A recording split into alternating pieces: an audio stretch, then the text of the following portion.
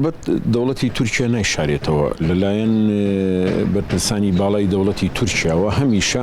پێداگری لەسەر ئەوە ئەکەنەوە ئەوان ئەڵێن ئێمە کێشەی کوردمان نییە ئەوان ئەڵێن ئێمە کێشەی تیرۆرمان هەیە و ئەوان بە تێڕوانینی خۆیان هەڵگرانی بیر و باوەڕی ئاپۆیی و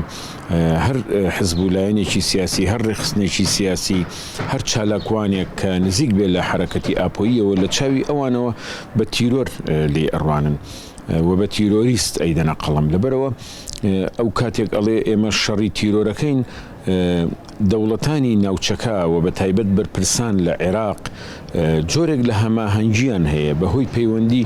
سیاسی و پەیوەندی ئابووری و تەنانەت هەندێک پەیوەندی هەواڵگری ژێربەژێریش هەیە لە نێوان دەوڵەتی تورکیا و دەوڵەتێکی وەکو عێراقدا لەبەرەوە تورکیا دەرگاکانی بۆ واڵا کراوە ڕێگاکان لە بەردەمیا کراوەیە و هەرچیەکی ئەوێت ئەنجامی ئەدا پرسە جەوهەریەکە لێرەدا ئەمەیە ئایا پێناسەیەک بۆ تیرۆر چییە؟ یعنی ئەوەی کە دەوڵەتی تورکیا ئەیکا بۆ خۆی بەشێکە لە تیرۆری دەوڵەتی لە بەرامبەر چالاکوانان لە بەرامبەر کەسانی ئازادی خواست چونکە ئەگەر بمانەوێت بگەڕینەوە بۆ لۆژیکی عەقڵ ئەبێ داوا بکەین لە دەوڵەتی تورکیا لە سەرانی دەوڵەتی تورکیا کە بگەڕێنەوە بۆ مێزی گفتوگۆ و دایالۆگ بۆ ئاشتی بۆ پرۆسەی ئاشتی لەگەڵ سەرانی پارتی کرێکارانی کوردستان بۆ ئەوەی چیتر ئەو خوێنەی کە ئەڕژێت لە جەستەی گەلانی ناوچەکە گەلی کورد و گەلی تورک لە تورکیا و لە باکووری کوردستان یعنی ئەو خوێنە ڕابگیرێت چیتر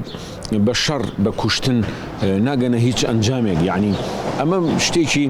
ڕوون و ئاشکرایە نەگەلی کورد کۆتایی پێدێ و نە پەکەکەش کۆتایی پێدێ پەکەکە تازە لەوە دەرچووە حزبێکی سیاسی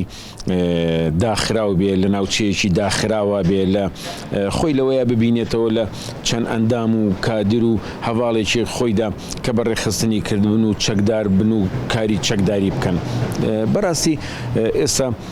پارتی کرێکارانی کوردستان هێزێکی گەورەیە لە ڕۆژهەڵاتی ناوەڕاست و ئەبێ لە هاوکێشە سیاسیەکاندا ڕۆڵی کارا و ئاکتیڤ و چالاکی هەبێ ئەبێ بەشدار بێ لە هاوکێشەی سیاسیدا و بۆ ئەوەی بەشدار بێت یەک ئەبێ بەڕێز ئۆجالان ئازاد بکرێت لە زیندانە دوو ئەبێ دەوڵەتی تورکیا بگەڕێتەوە بۆ پرۆسەی ئاشتی و ڕاستەوە خۆ لەگەڵ بەڕێز ئۆجالانە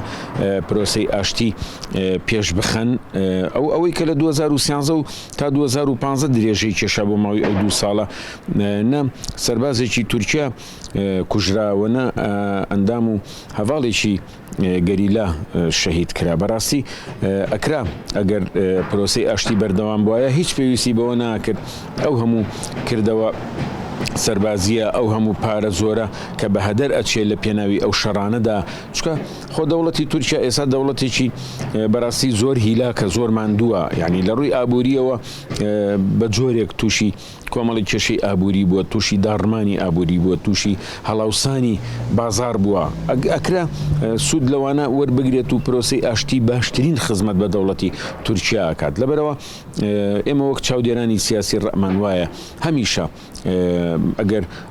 دایالۆگ و توێش بۆ 100 ساڵیش درێژە بکێشێت لە 1 سەعاتی شەڕ باشترە لەبەرەوە کوشتن و بڕین بەشێکە لە پرۆسەی شەڕ کاتێک دەرگاکانی سیاست دائەخرێ تۆ دەرگاکانی سیاست داخی بەڕووی کووردا ئێکە دەرگای سیاست و دایالۆجی بڕوە داخی کوردیش ناچارە پەنا ئەبا بۆ چەک تۆش ئەو کاتە کاری چەکداری ئەەکەیت و خەڵکە کوژیت و تۆ بەو ئەڵی تیرۆریست خەڵکیش بە تۆ ئەڵێ تیرۆریست چونکە ناکرێت میلەتێک داوای مافی خۆی بکات تۆ بە تیرۆریست پێناسەی بکەیت ئێوە میلەتەش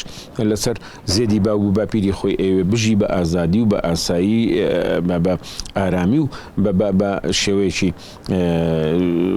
وەک مرۆڤ یعنی لانی کەم وەکو مرۆڤ بتوانێت ژیان بکات و هەموو شتەکان لێ قەدەغە کردووە ناکرێ ئەمە هەتاکەی درێژەی هەبێت